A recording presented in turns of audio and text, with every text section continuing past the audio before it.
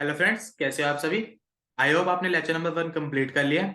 अगर by chance pending है please वो कर लीजिएगा। क्योंकि उसमें परचेज कंसिडरेशन की सारी बात हुई है और उसके क्वेश्चन की प्रैक्टिस करी है। और परचेज कंसिडरेशन क्या है? इस चैप्टर की फाउंडेशन है।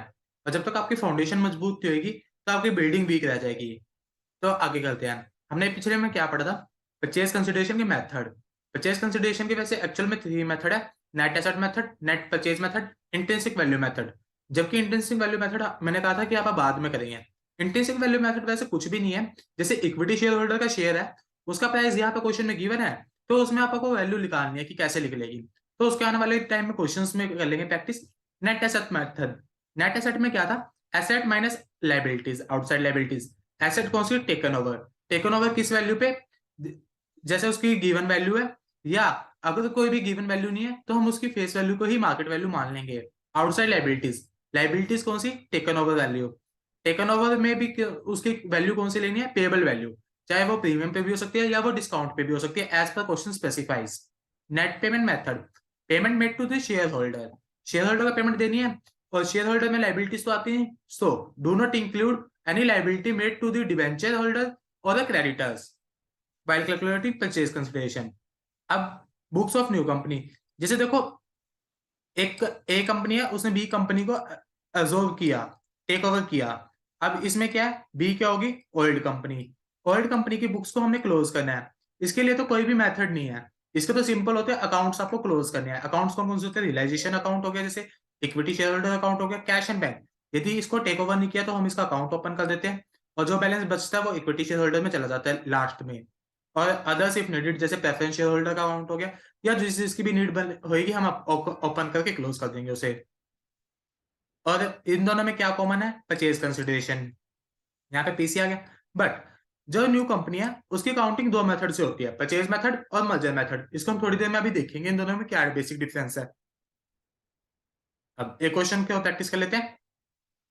S limited is absorbed by P limited, यानी पी बड़ी होगी, एस छोटी होगी। S Limited gives the following information on the date of absorption. Sundry asset 13 lakh rupees.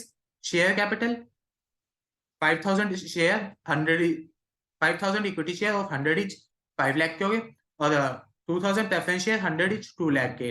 Reserves 3 lakh, 6% debentures 2 lakh, trade payable 1 lakh। यानी यहाँ से liability होगी आपकी और ये इक्विटी होगी।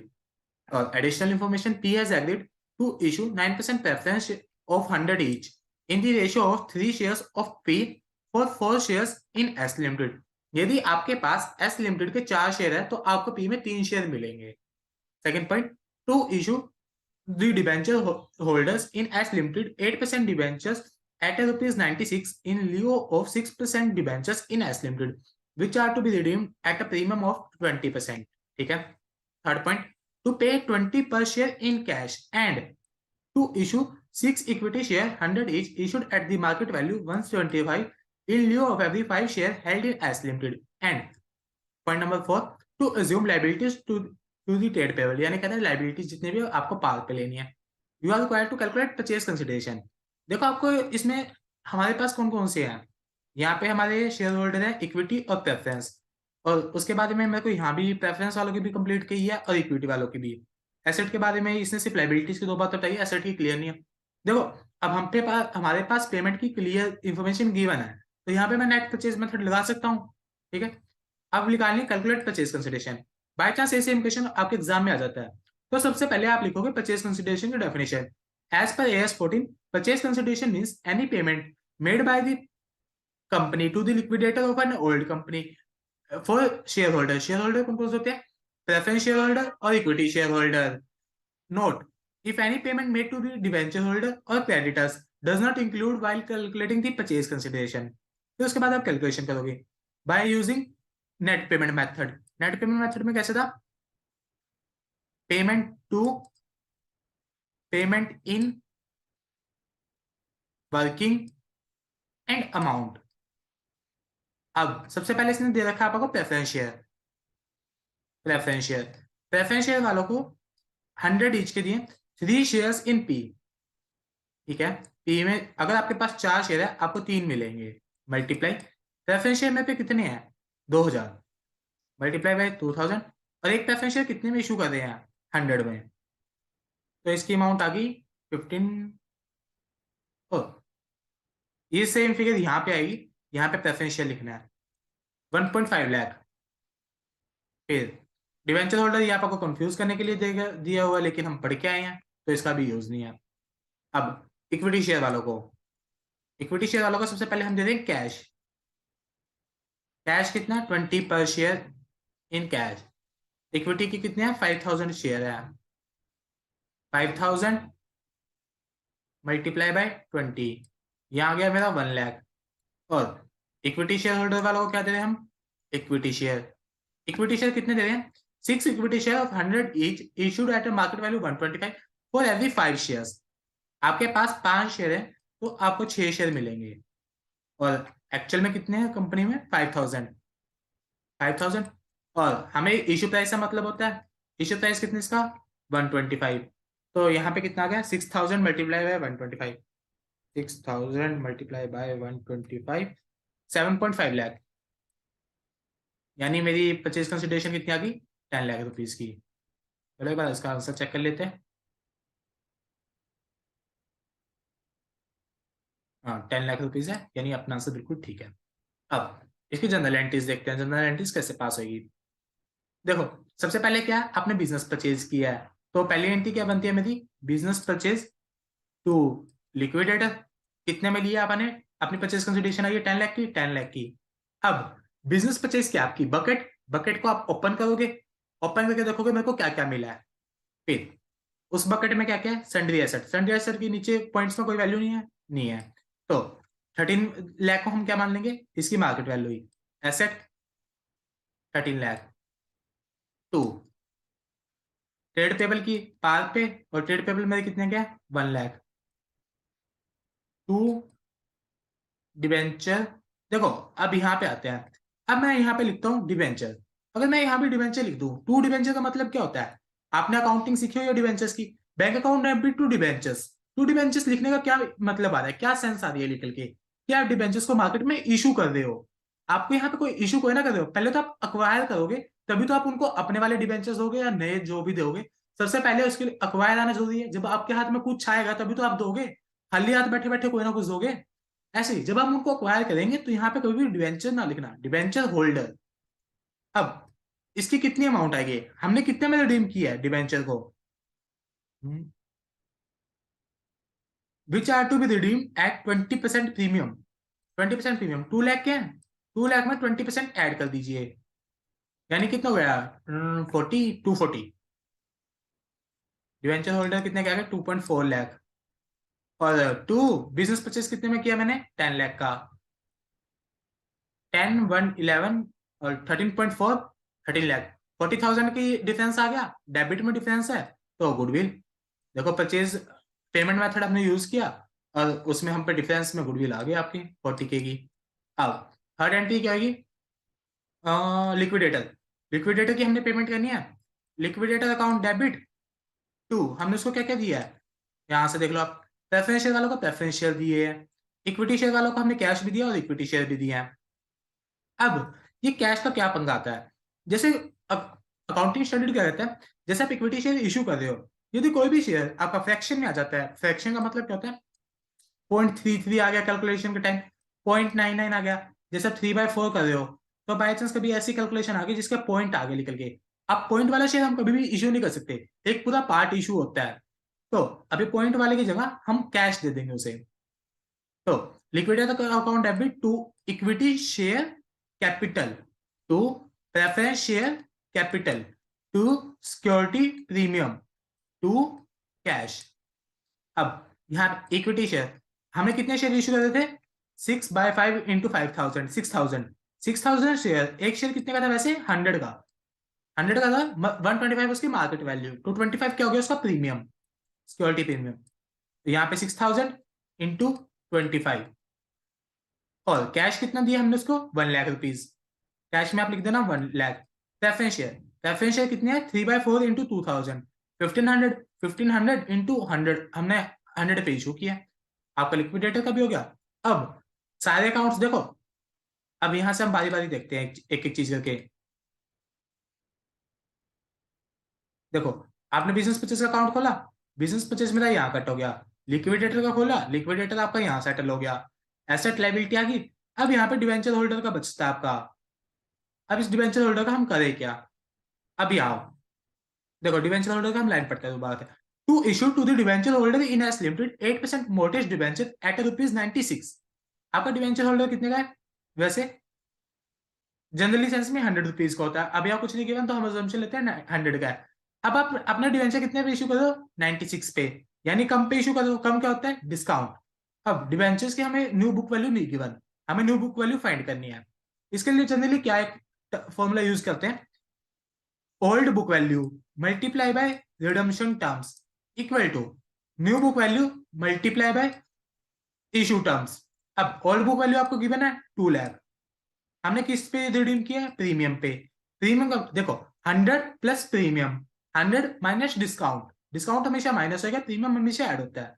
100 प्लस प्रीमियम 20%, 120%, 100 प्लस 20 120।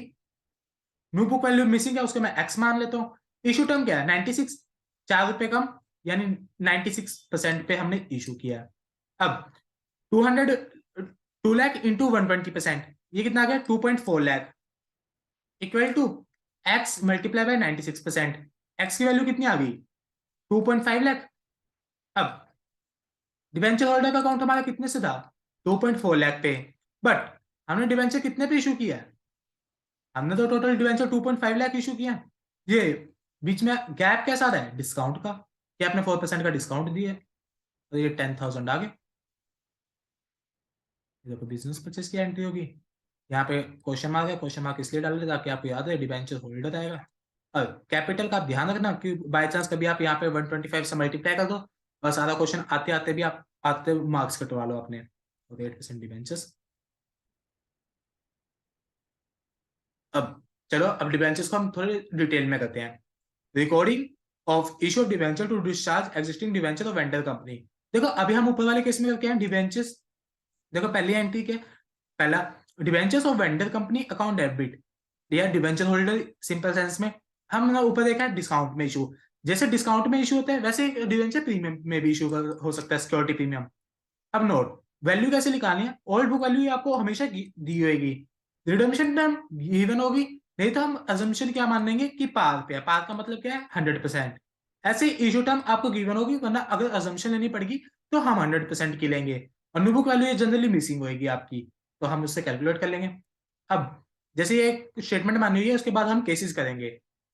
10% डिबेंचर है ₹5 लाख की, ओल्ड कंपनी की, आपको एक general statement they the. Case one, redeem 10% debenture of old company by issue of 12% debenture of new company. अब जैसे आपने कोई कंपनी एक्वायर करी, अब वो कंपनी, उस कंपनी में तो 10% के डिबेंचर्स, आपके 12%। आपने कहा मेरी बहुत अच्छी अर्निंग्स है, मैं क्यों कंफ्यूजन में हूं, तो मैं काम करता हूं, अपने उनके डिबेंचर्स को कैंसिल करके अपने दे देता हूं।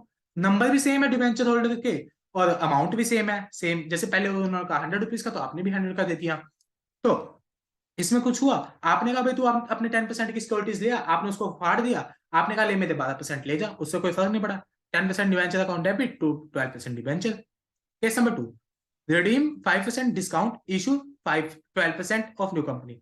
अब इसने रिडम्पशन का क्या रखा? 5% डिस्काउंट, यानी ओल्ड में कितना था? 5 lakh, old book value 5 lakh multiply 5% discount, यानी 95%। न्यू बुक वैल्यू मिसिंग है एक्स, इशू टर्म भी मिसिंग है, इशू टर्म मिसिंग है तो हम कितने मानेंगे? 100%। अजम्पशन 5 लाख का 95%, 450, 4,50,000, ये आपकी न्यू बुक वैल्यू आ गई। 10% debenture of old company to 12% of debenture. अब न्यू कंपनी टेक ओवर और debentures at a 10% premium and issue new debenture at a ₹5% premium. अब आपने डिबेंचर रिडीम भी प्रीमियम पे करा है और आपने इशू भी प्रीमियम पे किया है।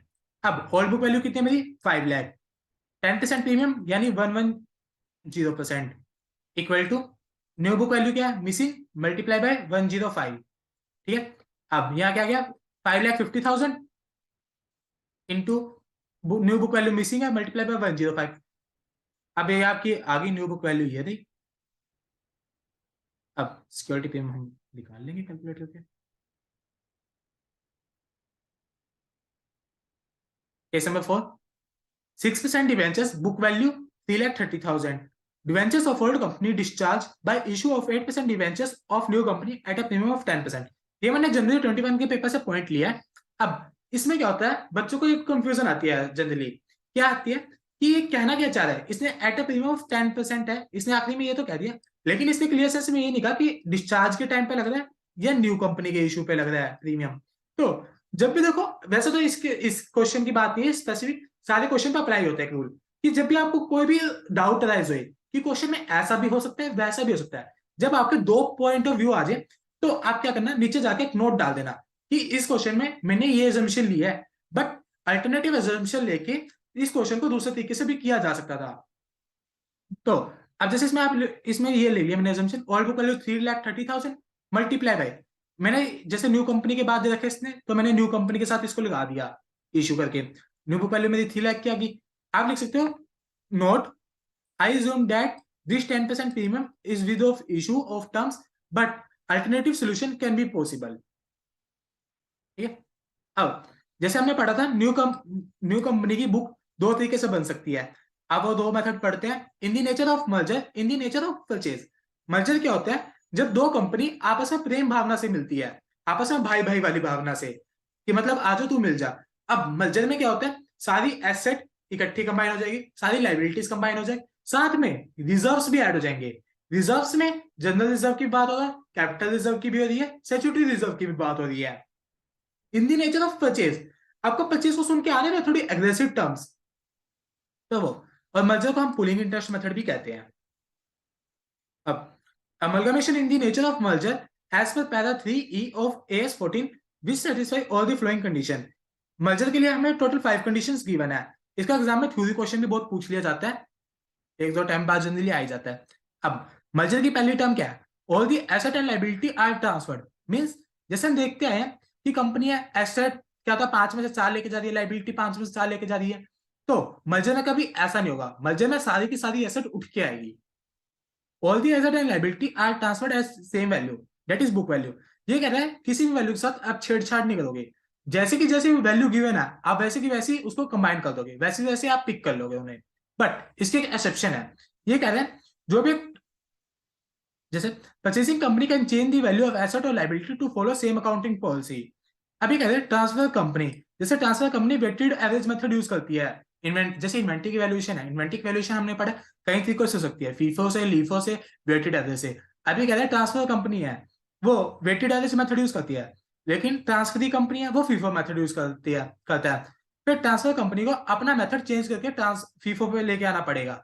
तो इसमें हम कुछ अलग नहीं मान रहे, ये मर्जर की कंडीशन है कि अगर कोई ऐसा है सेम अकाउंटिंग पॉलिसी के लिए अप्लाई कर रहे हो, उस कारण से आपको वैल्यू चेंज करनी पड़ रही है, तो हाँ it's okay. Shareholder holding at least 90% of face value of shares in the vendor company become the shareholder in the purchasing company become equity shareholder of transferring company by virtue of the amalgamation. अभी कह रहे हैं आपके 90% share holder same रहने चाहिए, अगर 90% से अगर बाई चांस कम रह जाए तो वो मर्जर का केस नहीं होगा. ठीक है. The business of transfer company is intended to carry on after the amalgamation by the transferring company. अभी कह रहे हैं जिस केस में मर्जर हो रहा है जो बिजनेस चलता आ रहा है आगे भी वही बिजनेस चलेगा. Fifth point, purchase consideration is discharged by issue of equity share only to the equity shareholder of the transfer company. Exception, purchasing company can pay cash for fractional part of share. ठीक है. अब इसमें क्या है कि equity share holder होते हैं, हम उनको सिर्फ इक्विटी शेयर देंगे. जैसे हमने लिक्विडेटर की एंट्री में पढ़ा था, वहां पे क्या था, इक्विटी शेयर भी था, प्रेफरेंस भी था, डिवेंचर्स भी था. अब बाय चांस यहाँ पे डिवेंचर्स आ गया, तो हम इक्विटी शेयर वालों को डिवेंचर्स भी इशू कर रहे हैं, तो वो मर्जर का केस ना होके परचेज का केस बन जाएगा. अब amalgamation in the nature of purchase method, if any of the 5 condition discuss about in merger is violated is called amalgamation. जैसे ऑल एसेट की जगह आप कोई एसेट छोड़ के आ गए, आपने कहा मैं तो 4 ही लेके जाऊंगा, तो मर्जर का केस कैंसिल होके आपका परचेज का बन जाएगा. आपने वैल्यू में चेंज कर दी तब आपका परचेज का हो जाएगा. 90% से कम हो गए तो आपका परचेज का हो जाएगा. आपने बिजनेस बंद कर दिया उनका तो परचेज का हो जाएगा. कह रहे जो सी भी इन 5 कंडीशन में से अगर आपने कोई एक भी वायलेट कर दी तो तुरंत ही आपका परचेज का क्वेश्चन बन जाएगा. क्लियर. देखते हैं books of purchasing company transfer, ये हम देखा है कि जब परचेज की एंट्री होती है क्या होता है, टेकन ओवर के टाइम क्या होगा, लिक्विडेशन के टाइम क्या होगा. डिबेंचर्स की भी हम अभी डेप्थ में देख के आए हैं. Recording of reimbursement of liquidation expense of vendor company. अब नेचर ऑफ परचेज, हम सारा एक्सपेंस किस में डाल देते थे? आपने देखा होगा आपका डिफरेंस आया था गुडविल या कैपिटल रिजर्व। जो भी आपका डिफरेंस निकल के आएगा वही अकाउंट में आप इकट्ठा बैलेंस उसमें डाल के टू बैंक पेमेंट कर देना। Nature of merger, nature of merger में जब आपने प्रॉफिट रिजर्व सारे कंबाइन ही कर दिया आपस में, और जो भी एक्सपेंस हम पीएनएल में डालते हैं तो सीधा पीएनएल या जनरल रिजर्व टू बैंक, ये आपकी एलिमिनेशन ऑफ अनरियलाइज्ड प्रॉफिट। अब नेचर ऑफ परचेज, सबसे पहले ये कह रहा है कि जैसे अपस्ट्रीम, जैसे न्यू कंपनी है, ओल्ड कंपनी है, ओल्ड कंपनी ने न्यू कंपनी को सामान बेचा था जब कंबाइन होने से पहले, उसमें अब्सॉर्ब होने से पहले। तो जब भी सामान बेचते हैं क्या होता है, कॉस्ट प्लस प्रॉफिट तो आते ही आता है। तो अब क्या हुआ, बड़ी कंपनी ने छोटी को जब अक्वायर किया तो उसके स्टॉक में कुछ ना कुछ वो रहा, कुछ क्लोजिंग स्टॉक रह गया, तो उस क्लोजिंग स्टॉक में क्या होगा, प्रॉफिट होगा। तो हमें उस प्रॉफिट को एलिमिनेट करना है। तो ऊपर क्या आया था, गुडविल या कैपिटल रिजर्व, जो सभी आपका अकाउंट ओपन हो रखा है टू स्टॉक, स्टॉक से वैल्यू डिक्रीज कर दी। और अगर उसके डाउन स्ट्रीम का क्वेश्चन, न्यू कंपनी ने छोटी कंपनी को ओल्ड कंपनी को बेचा हुआ सामान, तो अब न्यू कंपनी ने प्रॉफिट कमाया हुआ है, तो न्यू कंपनी का प्रॉफिट तो उसके पीएनएल में होगा, तो हम पीएनएल से डायरेक्टली डिक्रीज कर देते हैं, PNL to stock. Nature of merger, nature of merger में क्या है, आपका सारा पहले प्रॉफिट उसमें होगा पीएनएल में, तो आप डायरेक्ट पीएनएल टू स्टॉक कर दीजिए। Elimination of inter company going, inter company going कैसे होते हैं, जैसे एक्स और वाई थे, उन दोनों ने सोचा कि हम एक कंपनी बना देते हैं एक्स वाई, एक्स वाई उन्होंने कंपनी बना ली। अब एक्स की बैलेंस शीट में एक जेड है, डेटर 10,000 से, तो 10,000 से, और वाई की बैलेंस शीट में लाइबिलिटी है, सेम पर्सन है जेड, और उसके भी 10,000 देने इसने। और जब इन दोनों की बैलेंस शीट बनी कंबाइंड, इसमें दिखा जेड ने दिखा दिया, वाई की बैलेंस शीट जब कंबाइन हुई, यहाँ पे जेड की लाइबिलिटी 10,000 और एक्स का डेटा जेड 10,000। अब एक हाथ से आपने देना है, एक हाथ से लेना है, तो इन दोनों को एलिमिनेट ही कर दो, इससे अच्छा ना मैंने तेरा देना ना मैंने तेरा लेना, अकाउंट अपना settle, liability to asset, editor to debtor, bill payable bill receiver. और ये कह रहे हैं कि अगर कोई भी डिफरेंस अराइज होता है कि कभी भी पेमेंट के टाइम पे, तो आप उसको गुडविल या कैपिटल रिजर्व में डाल देना। अब आता है record of statutory reserve of vendor company only in case of purchase method. देखो आप मर्जर, अभी आप मर्जर और परचेज में डिफरेंस पढ़ के आए हो। मर्जर में क्या था, उसके सारे रिजर्व्स हैं वो भी आपस में कंबाइन हो रहे हैं, रिजर्व्स कंबाइन हो रहे हैं, रिजर्व्स में क्या कहता है, जनरल रिजर्व हो गया, कैपिटल रिजर्व हो गया और स्टैट्यूटरी रिजर्व हो गया। यानी मर्जर में तो सारे के सारे उठ के आ रहे हैं, लेकिन परचेज में जबकि ऐसा नहीं हो रहा, परचेज में एसेट और लाइबिलिटी की बात हो रही है। तो अब परचेज में क्या स्टैट्यूटरी रिजर्व रह गया। आप पहले समझते स्टैट्यूटरी रिजर्व क्या होता है। स्टैट्यूटरी रिजर्व का मतलब ये है, जैसे क्या होता है, गवर्नमेंट कह देती है आप यहाँ पे इस टाइम के लिए, जैसे गवर्नमेंट ने कह दिया कि आप यहाँ पे पैसे लगाओ, 8 सालों के लिए लगा के रखो, अगर आप यहाँ पे पैसे लगाते हो हम तुरंत की तुरंत आपको टैक्स बेनिफिट दे देंगे। ठीक है भाई, आपने लगा दिए पैसे, अपने टैक्स बेनिफिट ले लिया। आपने सोचा चलो मेरे से गवर्नमेंट से पैसे तो आ गए, अब क्या मैं इसकी कंप्लायंस करूंगा, तो छोड़ो पीछे। अब क्या आप बिजनेस बेच के चलते बने, गवर्नमेंट ने कहा ऐसा क्या भाई, जब आप देखो कहा था 8 साल तक क्योंकि पैसे कंप्लायंस करना है, लेकिन ऐसे कैसे जा रहा है। तो गवर्नमेंट उनके लिए एक स्पेसिफिक रिजर्व बनवा देती है। अब जब ओल्ड कंपनी का बिजनेस सेल हो रहा है, तो अब न्यू कंपनी को कहा गया एक काम कर, ऐसे बेटे ने काम किया ऐसे ही पापा ने काम करा, अब न्यू कंपनी है, तो एक काम करो तुम ही उसका कंप्लायंस कर दो जो उसको कंप्लायंस करना था। टू सिक्योरिटी रिजर्व के नाम से हमने इसका अकाउंट बना दिया दोबारा फिर, यानी हम जैसे उसने 8 साल थे, 8 में से 4 साल उसने पूरी कंप्लायंस किया, 4 रहता है, अब 4 साल के लिए हमारी जिम्मेवारी बनती है, हमने उस कंपनी को अक्वायर किया, तो सिक्योरिटी रिजर्व का नाम से हमने रिजर्व बना दिया। अब कोई भी रिजर्व क्रेडिट है तो ये क्या होता है, रिजर्व एंड सरप्लस में ऐड हो जाएगा पॉजिटिव बैलेंस। अब ये रिजर्व किस लिए बन के आया, अमलगामेशन के टाइम पे, तो अमलगामेशन एडजस्टमेंट रिजर्व, इससे हमने डेबिट कर दिया। और ये डेबिट, रिजर्व डेबिट होने का मतलब क्या है, रिजर्व एंड सरप्लस डिक्रीज हो रहा है, तो रिजर्व एंड सरप्लस में at a point of time पे हम उसको डिक्रीज कर देंगे। और जब 4 साल होने को आएंगे, जब इसका कंप्लायंस हो जाएगा, तो इस एंट्री को हम रिवर्स कर देंगे और इसका इफेक्ट खत्म कर देंगे। स्टैट्यूटरी रिजर्व कौन कौन से होते हैं, investment allowance reserve, export profit reserve, foreign project reserve, shipping reserve, mining reserve. Mainly question में हमें ये 3 देखने को मिलेंगे। ये कैंसिल आ गया जब आपका कंप्लायंस हो जाएगा। नोट्स, एक दो जनरल नोट्स है, but liability, employ provident fund, provision, retirement gratuity fund, workman profit sharing fund, contingent liability footnote में आती है, वर्कमैन कंपनसेशन फंड। कई बार क्या होता है, एम्प्लॉय प्रोविडेंट फंड क्वेश्चन में सुन के हमें लगता है कि ये तो फंड है यार, इसको हम शेयर होल्डर में डिस्ट्रीब्यूट कर देते हैं, बट ऐसा नहीं है, ये सारी की सारी लाइबिलिटी होती है। जब कंपनी क्लोज होगी तो जितने भी पर्सन का जितने टाइम का बैलेंस ड्यू होगा हम सारा सेटल करेंगे, इंप्लॉइज को सबसे पहले प्रायोरिटी दी जाती है। अब स्टॉक रिजर्व कैसे निकलेगा? Stock in hand, closing hand में जैसे आपने कंपनी में सामान लिया था जो सा आपके बच गया, इनटू जितना रेट का हमने प्रॉफिट कमाया, तो हम पे टोटल प्रॉफिट निकल के आ गया।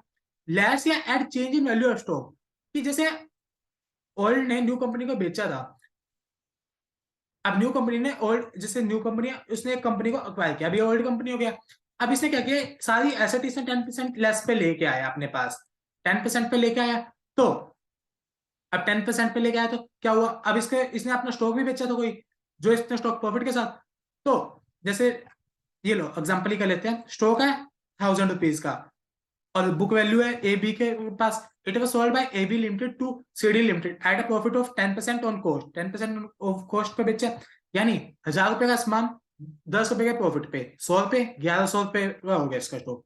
AB Limited took over the CD Limited and all the assets were taken over, यहाँ पे आएगा 5%, कि हमने सारी की सारी 5% कम पे ली है, ठीक है,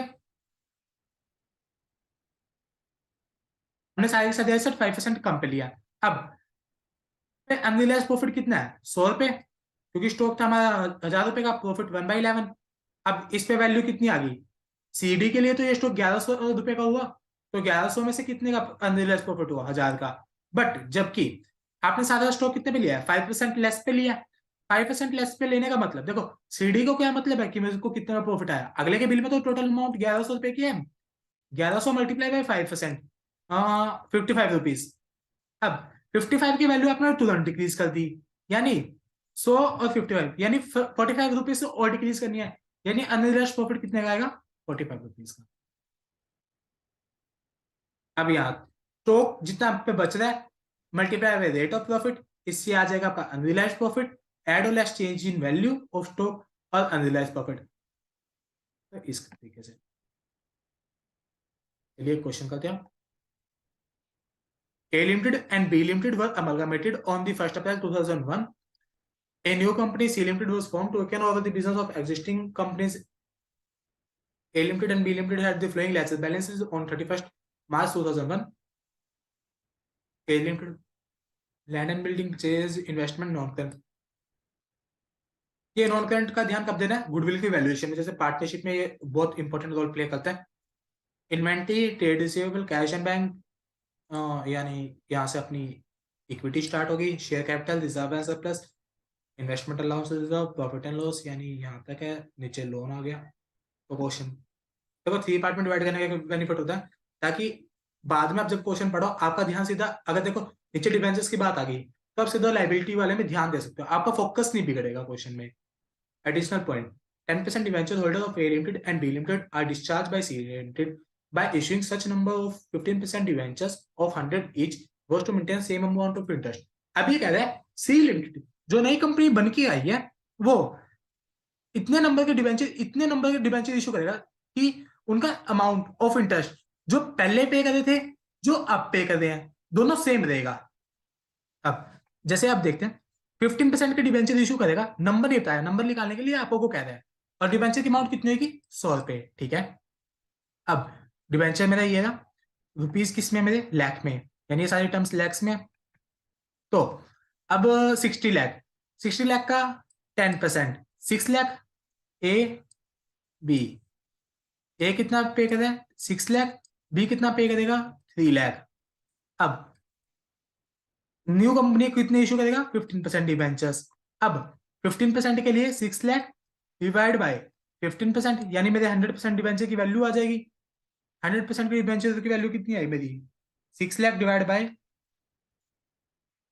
40 लाख, यानी मैं 40 लाख रुपीज के डिबेंचर इशू करूंगा। ऐसे 3 lakh divide by 15%, 20 lakh, 20 lakh rupees के डिबेंचर इशू करूंगा। एक डिबेंचर कितने का मेरा, 100 रुपए का, तो कितने नंबर इशू हो गए, यानी 40,000 डिबेंचर 100 इच, यहाँ पे 20,000 डिबेंचर 100 इच।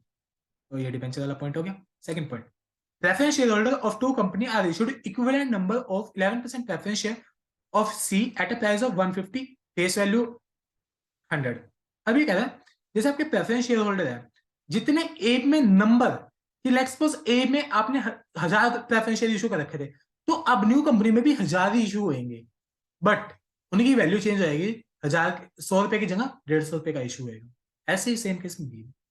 अब C point, C limited will issue 5 equity share for each share of A limited. अगर आपके पास ए लिमिटेड में 1 शेयर है तो आपको सी लिमिटेड में 5 शेयर मिलेंगे 1 के बदले में, यानी 5 गुना multiply. And 4 equity share of E share of B limited, A B, A में दे रहा 5 और बी में दे रहा 5, 4। The share are to be issued ₹30 each, having a face value ₹10 per share. Fourth point, investment allowance reserve is to be maintained for 4 more years. Prepare the balance sheet of C Limited after the amalgamation being carried out. देखो, amalgamation के question में सबसे पहले क्या important होता है, purchase consideration calculate करना। अब यानी इससे मेरे को प्रेफरेंस की भी पूरी डिटेल दे रखी है और इक्विटी वालों की भी दे रखी है, और ये मेरे शेयर होल्डर होते हैं, यानी मैं नेट परचेज मेथड को यूज कर सकता हूँ। अब मेरे प्रेफरेंस शेयर कितने हैं, पहले प्रेफरेंस शेयर की बात कर रहे हैं, चलो प्रेफरेंस शेयर पे आ जाते हैं। प्रेफरेंस शेयर 300 लाख और ये 200 लाख, 300 लाख और 3 करोड़, ये आगे मेरे 3 करोड़, ये आगे मेरे 2 करोड़। अब नए कितने में इशू कर रहा हूँ मैं, 150 रुपीज में, ओल्ड कितना मेरा 100 का, तो टोटल वैल्यू कितनी आ गई मेरी 4 crore 50 lakh, same as a case with 3 crore की आ गई वैल्यू।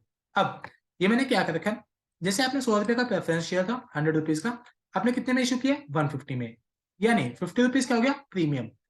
अब 100 और 50 मैंने 2:1 में डिवाइड करके ये थोड़ा इजी कर दें। अब ये कैपिटल कितनी है मेरी 3 करोड़ की और प्रीमियम कितना है 1.5 करोड़ का, ऐसी सेम केस में इसके साथ 2 करोड़ 1 करोड़। ये किस लिए, अब इसे कर लिया, देखो ये है मेरे notes, working notes. Working notes में हमें सिर्फ सिंपल कैलकुलेशन दिखानी होती है, चाहे पेपर में ऐसे एरो से दिखा दो, उससे कोई मार्क्स में फर्क नहीं आएगा। मेन होता है हमारी बैलेंस शीट या अदर जो भी हम स्टेटमेंट बना रहे हैं वो नीट एंड क्लीन होनी चाहिए। अब equity share holder, equity shares कितने थे मेरे 8 करोड़ 7 करोड़ 50 लाख, एक इक्विटी शेयर कितने का था 100 का, तो 8 करोड़ 8 लाख हो गया, 8 lakh equity share at the rate 100 each. ऐसे सेम केस में 7,50,000 इक्विटी शेयर एट ₹100, तो 750। अब ए लिमिटेड वाले में क्या था, इसने कहा था कि हम एक के बदले में 5 देंगे, बी में 4, तो मल्टीप्लाई कर दिया, और एक इक्विटी शेयर हम कितने में इशू करें 30। अब 10 रुपए का इक्विटी शेयर अब 30 में दे दो, यानी 20% का क्या है यहाँ पे सिक्योरिटी प्रीमियम, ऐसे 1:2 कैपिटल सिक्योरिटी प्रीमियम कैपिटल। आपको बाद में क्या एडवांटेज मिलेगी, जब आप बैलेंस शीट बनाओगे, क्वेश्चन में स्पेसिफिक बैलेंस शीट ही मांगी है, यानी बैलेंस शीट के मेन मार्क्स हैं, बैलेंस शीट में आप नोट्स बनाओगे, तो नोट्स में शेयर कैपिटल, जब भी आपकी शेयर कैपिटल की बात आएगी, इक्विटी शेयर कैपिटल हो तुरंत उठाए इन दोनों को ऐड कर दिया, प्रेफरेंस शेयर कैपिटल की बात आई इन दोनों को तुरंत ऐड कर दिया, प्रीमियम की बात आई इन चारों को इकट्ठा टोटल मारा, बात खत्म, हमें स्पेसिफिक क्वेश्चन में नहीं फंसे। अब हमने नेट पेमेंट मेथड यूज किया है, पेमेंट मेथड में क्या होता है, हमारी गुडविल या कैपिटल रिजर्व कुछ भी आ सकती है, ठीक है।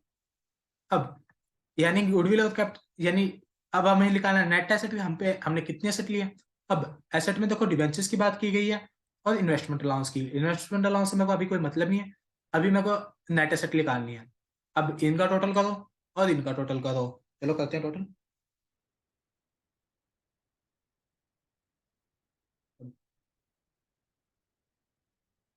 ए का 550 plus 350 plus 150 plus 350 plus 300 plus 300, मेरा कैश का टोटल आ गया 2000। बी का 400 plus 250 plus 50 plus 250 plus 350 plus 200, तो मेरा बी के एसेट का आ गया 1500 टोटल। अब ऐसे ही लाइबिलिटी का, बट लाइबिलिटी में अब हमने क्या ध्यान देना है, लाइबिलिटी में देखो ट्रेड पेबल के बारे में कुछ नहीं कहा, हम ये वैल्यू ले लेंगे as it is, but debentures पे आपको मेन ध्यान देना है। क्यों, ऐसा क्या हुआ डिबेंचर्स में, डिबेंचर्स में यहाँ वैल्यू गिवन है, बट हमने डिबेंचर्स में हम वैल्यू चेंज तो कर दी, ये हमने न्यू वैल्यूज निकाली है।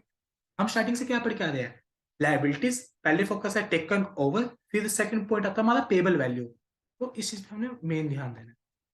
ये मेरा एसेट का टोटल आ गया, अब लाइबिलिटीज में देखो ये और ये, यहाँ से मेरा टोटल आ गया, नेट एसेट आ गया। अब मेरी परचेज कंसिडरेशन की बात आती है, परचेज कंसिडरेशन में क्या होता है, जो भी हम पेमेंट शेयर होल्डर को देते हैं, शेयर होल्डर कौन है, इक्विटी और प्रेफरेंस शेयर होल्डर कोई भी हो सकता है या दोनों, ठीक है। अब जो भी आपने पेमेंट करी है, अब टोटल पेमेंट कितनी इस पे 4.5 करोड़, और यहाँ पे कितनी है 12 करोड़, यानी कितनी होगी 16.5 करोड़, 16 करोड़ 50 लाख। अब 15 करोड़ 40 लाख की चीज 16 करोड़ 50 लाख में खरीद दे दो, ज्यादा पैसे दे दो, ज्यादा पैसे किसी के दे दो, आप गुडविल के देते हो, तो 1 करोड़ 10 लाख की क्या आ गई गुडविल। अब सेम केस में 12 करोड़ 90 लाख की चीज है, आप उसको 12 करोड़ में ले दो, यानी 90 रुपए का आपका प्रॉफिट होता है, रोज का प्रॉफिट तो है नहीं, तो ये प्रॉफिट कहाँ जाएगा आपका कैपिटल रिजर्व में, 90 का कैपिटल रिजर्व। कभी भी बैलेंस शीट में गुडविल और कैपिटल रिजर्व एक साथ एग्जिस्ट नहीं कर सकती, इन दोनों के बीच में सांप और नेवले वाला होता है, तो इनमें से हम सेट ऑफ कर देंगे, तो 20 की क्या आ गई गुडविल निकल गई। अब बैलेंस शीट रहेगी, बैलेंस शीट हम बना देंगे। देखो बैलेंस शीट में क्या होता है, equity share reserve and surplus, इसको अभी हम इसको याद रखते हैं, लॉन्ग टर्म बोरोइंग्स 50% डिबेंचर्स। अब बैलेंस शीट में कभी भी अमलगामेशन और कंसोलिडेशन का क्वेश्चन आ जाए, एक बात की कसम खा लो कि मुझे जैसे यहाँ पे ये टोटल दिखा रखा है, जल्दबाजी में जब टाइम कितना हो, मुझे कभी भी यहाँ पे ये चीजें नहीं दिखानी, इस चीज का एग्जामिनर आपको सख्त मार्क्स काट सकता है और आप इसके कुछ नहीं कह पाओगे, यहाँ हो गया यहाँ हो गया, ये मैंने वैसे आपको शो कर रखा है, बट कभी भी एग्जाम में ये चीजें मत करके आना। हर पॉइंट का अपना स्पेसिफिक पॉइंट बनेगा, नीचे वर्किंग नोट में जाना, उसकी चाहे कितनी छोटी कैलकुलेशन हो या कितनी बड़ी हो, आपको करके दिखानी है उसको। अगर आपको देखो पूरे के पूरे मार्क्स चाहिए, 16 में से 16, 20 में से 20, तो आपको ये चीज करना पड़ेगा। अगर आप सेटिस्फाई हो कि मेरे को 16 में से 12 दे दे, कि आपको सब कुछ आता है, बस मैं करना नहीं चाहता, तो वो अलग बात है। लॉन्ग टर्म वाइज आप निकाल के आए हो फर्स्ट पॉइंट में, ये देख 60,000 डिवेंचर, 100 रुपए के 60 लाख के, रेड पेपर का टोटल कर देंगे, ऐसे सारी एसेट का टोटल, इंटेंजिबल अभी आपने गुडविल निकाल लिया दोनों की, सेटअप करके 20 लाख की, 20 लाख की में थी गुडविल। देखो सेकंड पॉइंट का क्या है, देखो मेन बात क्या है, आप इसको चाहे यहाँ पे भी 0 0 लिखा के लिख सकते हो, बट क्वेश्चन ने हमें बैलेंस शीट किस टर्म में दिया है, लैक्स में दिया है, तो उसका एग्जामिनर का आंसर शीट का भी उसके पास आंसर आने का चांस भी लैक्स में ही देगा, कि उसकी बैलेंस शीट भी इसी टर्म में आएगा। तो हमारा कुछ नहीं जाता, हम थोड़ा सा उसके लिए इजी कर देते हैं, जितना इजी हम उसके लिए करेंगे उतना स्कोरिंग हमारे लिए होगा। करंट एसेट बैंक ये, अब जैसे यहाँ पे मैंने दिखा रखा है, मैंने मैंने सिर्फ 2 नोट बनाए हैं, आप पेपर में प्लीज आपसे रिक्वेस्ट है सारे नोट्स बना के आना। इक्विटी शेयर कैपिटल, जितनी मैंने नई इक्विटी शेयर या ये देखो मैंने कहा ना, जैसे आपको कैपिटल कभी भी देखनी पड़ जाए, इक्विटी शेयर कैपिटल 4 और 3 7, एक इक्विटी शेयर मेरा 100 रुपए का था, तो टोटल अमाउंट मेरी 7 करोड़ की आ गई, सॉरी एक इक्विटी शेयर मेरा 10 रुपये का था, my mistake. Reference share, reference share की कैपिटल कितनी की 3 करोड़, और 2 करोड़, 3 2 5, देखो अब में से कितना कितना इजी है, 1 मिनट में गया, यहाँ से मैंने देखा कि मेरी कैपिटल कितनी गई, ये कितनी कितनी है, वरना आप यहाँ आपने एक बार तो पहले कैलकुलेट किया, और अब आप फिर आके बाइफिकेट करते कि मेरी कैपिटल कितनी की प्रीमियम कितनी की है, डबल टाइमिंग जाती, अब आपको वहां पे 5 सेकंड ही लगी होगी, लेकिन अब कितना स्मूथ चल रहा है। रिजर्व एंड सरप्लस, देखो सिक्योरिटी प्रीमियम आ गया। अब आपको क्वेश्चन में कहा नहीं गया था कि इन्वेस्टमेंट अलाउंस रिजर्व बनाना है 4 साल के लिए, इसकी एंट्री क्या थी, amalgamation adjustment reserve to investment allowance reserve. Investment allowance reserve कितने का था मेरा 50 50 100 लाख, यानी 1 करोड़। तो एक बार आप रिजर्व एंड सरप्लस में इसको ऐड कर देना, एक बार माइनस कर देना, ये आपका आंसर आ गया आपके पॉकेट में 16 मार्क्स। आगे जाके कुछ नहीं, बस क्वेश्चन के थोड़े प्रैक्टिस ही करनी है हमें, मेन बेस आपको यही है। चलिए आने वाले लेक्चर में मिलते हैं, थैंक यू, प्रैक्टिस कर लेना अच्छे से प्लीज।